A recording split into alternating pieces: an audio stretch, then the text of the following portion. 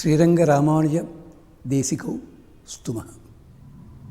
మిత్రులారా, భగవద్బంధువులారా, ఇవాళ ఒక విశిష్టమైన పండగ.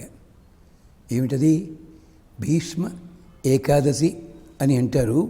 అలాగే భీష్మ అష్టమి కూడా పూర్తయింది. భీష్ముడికి మాఘస్నానానికి సంబంధం ఏమిటంటారా? భీష్ముడిని కన్నది ఎవరండి? గంగాదేవి. అది మర్చిపోకండి. మళ్ళీ ఆ కథ చెప్తే భారతం అంతా ఎగరు పెట్టాలి. ఇక్కడ తమాషా మాట చెప్పాలండి. ఒకసారి అర్జునుడు తీర్థయాత్ర చేస్తూ కాశీనగరం వెళ్ళాడు. పొర్రపాటుని సాయంకాలం 8 అయిపోయింది. 8 తర్వాత తిథి మారిపోతుంది. అంచె తిథి మారకుండానే వెనక్కి బయలుదేరిపోవాలి. గంగలో స్నానం చేయలే. ఏం చేయాలనుకున్నాడు? ఇది మహాభారతంలో ఉంది. విజయ విలాసం అని చెప్పి చేమకూర వెంకటకవి చాలా బాగా చెప్పాడు. వెళ్ళాడు.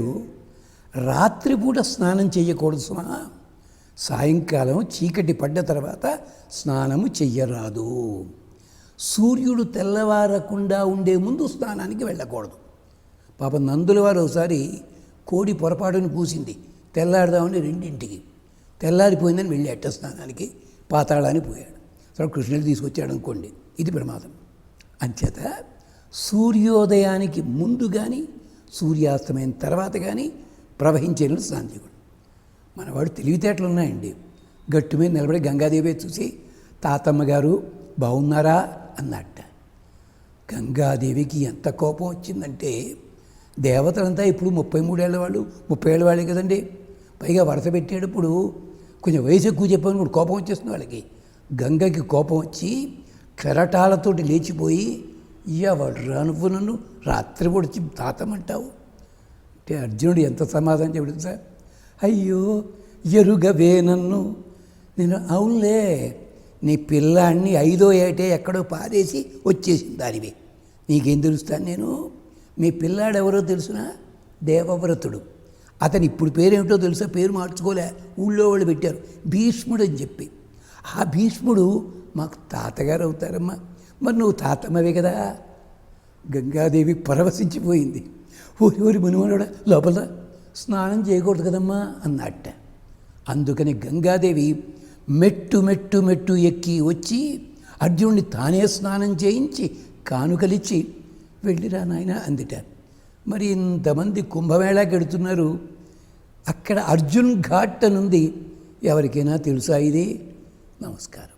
అంటే ఎందుకు చెప్తున్నాం? భీష్ముడి గొప్పతనం చూడండి. అలాంటివాడు గంగాపుత్రుడు. యుద్ధంలో దెబ్బతిన్నాడు, అంపశయ్య మీద పడున్నాడు. మర్చిపోలేదు, మాఘస్నానం అని గుర్తుంది నాకు. అదే చెప్తున్నా. ఉండగా ధర్మరాజు వచ్చి ఉండనివ్వచ్చు కదండి. ఈయన కూర్చుని కబుర్లు మొదలెట్టాడు, ధర్మ సూక్ష్మాలని చెప్పి. పొద్దున్న 8 మొదలుపెట్టేవాడు, సాయంకాలం 7 దాకా చెప్పేవాడు. ఇలా ఉండగా మధ్యాహ్నం పూట ఒకసారి భీష్ముల వారు కళ్ళు మూసుకుని ఇలా కూర్చున్నట్ట. పోయాడేమో అనుకున్నట్టు వీళ్ళంతా. ఆ రోజు ఏకాదశి మాత్రం కాదండి, పోయా. ఆ లోపల మళ్ళీ కళ్ళు తెరిచాట. తాతగారు ఏమైంది? స్మృత లేదు నాయన, ఒళ్ళంతా వేడెక్కితేను స్నానం చేద్దామని వెళ్ళాను. ఇక్కడే ఉన్నారు కదండి, స్నానానికి ఎక్కడికి వెళ్ళారు? ఆ స్నానమా? మీరంతా జలప్రవాహాల్లో స్నానం చేస్తారు, నేను చేసే స్నానం వేరేనైనా. అద్య బ్రహ్మ ప్రవిష్టోస్మి గ్రీష్మే శీతమివ క్రతం. ఒక్కసారి ఎదురుకుండా ఉన్న కృష్ణున్నాడే, అతని మూల రూపాన్ని తలుచుకుంటూ ఆయనే పెద్ద సరస్సు. ఆయన్ని కళ్ళు మూసుకు తలుచుకుంటే బ్రహ్మ ప్రవిష్టోస్మి. ఎలాగా? వేసవి కాలంలో తప్పించిపోయినవాడు నీటిలో ప్రవేశించినట్టుగా ఒక్కసారి అక్కడికి వెళ్ళి దర్శించుకుని వెనక్కి వచ్చాను నాయన. భీష్ముడికి ఇది వీక్నెస్ అండి. విష్ణు సహస్రనామ స్తోత్రంలో చక్రి అని చెప్పాడు కదా, రథాంగపాణి అన్నాడు కదా. ఒకే పదం 2 సార్లు ఎందుకండి? అంటే చక్రి అంటే సుదర్శనం కలిగినవాడు, రథాంగపాణి అంటే తనని చంపడానికి రథచక్రం పుచ్చుకొచ్చాడు. ఎవ్వళ్ళకి కూడా తనకి నచ్చిన సన్నివేశం మాటి అలాంటి భీష్ముడు ఏకాదశి పరమపదించిన రోజు. ఆ రోజు విశేషమిది. ఎందుకు అంటే అక్కడ పరమపది శరీరం వదిలిపెట్టలేదండి. స్వచ్ఛంద మరణం భీష్ముడికి. తాను ఎప్పుడు కావాలంటే అప్పుడు శరీరం వదిలిపెట్టచ్చు. మనమంతా లోకంలో శరీరం వదిలిపెట్టిన తర్వాత అగ్నికి ఆహుతి చేసి అవన్నీ పట్టుకుని వెళ్ళి జలములో కలుపుతాం. కానీ భీష్ముడి గొప్పతనం తెలుసా అండి? సశరీరంగా ఉండగానే సాక్షాత్తు గంగాదేవి పైనుంచి కిందకి దిగొచ్చి తన లోపల ఐక్యం చేసుకుంది. అంటే భీష్మ ఏకాదశికున్న గొప్పతనం ఒక్క క్షణం ఆలోచించండి. ఎంతవరకు భీష్ముడు పోయాడు, గారెలు బలా వండి పెడదాం, ఇంత మాత్రం కాదండి. గంగాదేవి అంటే మాఘమాసంలో అసలు మాఘమే చాలా గొప్పది. అలాంటిది మాఘమాసంలో ఏకాదశి మరింత గొప్ప విశేషం. ఆ రోజుని వచ్చి ఆ మహాతల్లి గంగా మహాదేవి దగ్గరికి చేర్చుకుంది. అప్పుడు మీరు అడిగే సందేహానికి ఓ సమాధానం ఇక్కడే ఉంది. మరి అంతటి మహానుభావుడు ఇంత కష్టాలు ఎందుకు పడ్డాడండి? దేవతాపుత్రుడు కదా? కాదు, ఒక స్త్రీ వ్యామోహంలో పడి చేసిన తప్పుకి ఎంత అనుభవించాడు. ఎవరు? ప్రభాసుడు.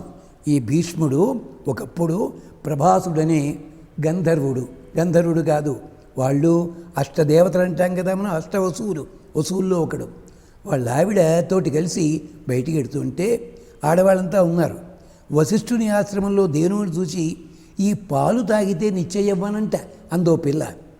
అనగానే ప్రభాసుడి భార్య అంది, ఏమండి కాస్త పని చేయండి, మా చెలికెత్తి ఒకటి ఉంది భూమండలంలోనూ, అది ఇలాంటి దడుతోంది, కాస్త పాలు కావాలండి అందుకే. ఈ పెద్ద మనిషి వెళ్ళి ఓ గ్లాసులు పాలు తెచ్చుకోవచ్చు కదా, తెలివితేటలు మన వాడికి. వెళ్ళి ఆవును దొంగిలించాడు. వశిష్ఠుడు శాపం పెట్టాడు. ఏమని? ఆవుని దొంగిలించిన పాపానికి మీరు 8 మనుషులై పుట్టండి. అందుకని 8వ వాడు భీష్ముడయ్యాడు, దేవవ్రతుడయ్యాడు. మరి 7 ఏమయ్యారు? అందరూ గంగకి పుడితే వరమిచ్చాడు. మొదటి 7 కూడా గంగలో పారేయమన్నాడు జాగ్రత్తగాను. అతన్ని మాత్రం అట్టే పెట్టాడు. తర్వాత భీష్ముడయ్యి మాకు పెద్ద ఆయన చెప్పారు, పెళ్ళి కాని తండ్రి వలె బతికాట. పెళ్ళాం లేదు, చెల్లి లేదు, అక్క లేదు, ఎవ్వళ్ళు లేరు. భీష్ముడు తన ధృతరాష్ట్రుడు, వాళ్ళని చిత్రగుప్తుడు వాళ్ళు ఉన్నారట, వాళ్ళు పాండురాజు, అక్కడి చెప్పి భీష్ముడు, తర్వాత దుర్యోధనుడు, తర్వాత వాళ్ళ పిల్లలు అభిమన్యుడు, పరీక్షిత్తు దాకా కాపలా కాసుకొచ్చాడు. అంటే చూడండి, భీష్ముని గొప్పతనం అది. ఆ గొప్పతనాన్ని మీ మనస్సులో ఉంచుకోవాలి. అందుకని భీష్మ ఏకాదశి. అంతేకాదు, భీష్ముడికున్న గొప్పతనం ఏమిటో తెలిసినా, ఎక్కడైనా భగవంతుడి తన గొప్పతనాన్ని ఎవడో ఎక్కడో చెప్పగా ఉంటుంది. స్వయంగా భగవంతుడే ఎదురుకుండా కూర్చునుండగా తన గొప్పతనాన్ని 2 చెప్పారు. ఒకళ్ళు ఎవరో తెలుసా అండి? కుశలవులు. రామాయణ కథలో రాముడు కూర్చుని విన్నాడు. రెండవది ఏమిటో తెలుసునా? భీష్ముడు విష్ణు సహస్రనామం చెప్పాడు. ఎక్కడ? ఆడియన్స్లో ఫ్రంట్ లైన్లో కృష్ణుడు కూర్చుని ఉన్నాడు. ఈ 2 గ్రంథాలు తన గురించి ఎవళ్ళు చెప్తుంటే భగవంతుడే విన్న సన్నివేశం ఇది. భీష్మ ఏకాదశి, భీష్మ అష్టమి, ఇవన్నీ కూడా ఇంత గొప్పవని గమనించండి. ఎంత అదృష్టం కలగాలండి. అంటే సాక్షాత్తు భగవంతుడిని ఎదురుకుండా కూర్చోబెట్టని నేను చెప్తానే విను అన్నాడు మహానుభావుడు. అందుకని భీష్మ ఏకాదశి. భీష్ముడికి ఉన్న ఇంకో గొప్పతనం చెప్పాలండి. వివాహం చేసుకోలేదు అదొక్కటే అంటారంతాను కాదు. అక్కడ ఏమన్నాడు తెలుసా? దాశరాజా, మీ అమ్మాయిని మా నాన్నగారికి ఇచ్చి వివాహించి. నువ్వేమన్నావు? నాకు రాజ్యం వద్దన్నా కానీ నా పిల్లలు అంటారు కదా, అంచేత నేను ఈ జన్మాంతము బ్రహ్మచారినై సదా సేవింతున్ రాజ్యము ఈమెకి కలిగి కొడుకులు అందరూ అంతవరకు రాజ్యాన్ని కాపాడుతాను. అందుకనే భీష్ముడు ఇచ్చిన మాట కోసం వివాహం చేసుకోక ఆనందాలన్నీ వదులుకొని అలాంటి పని చేశాడు.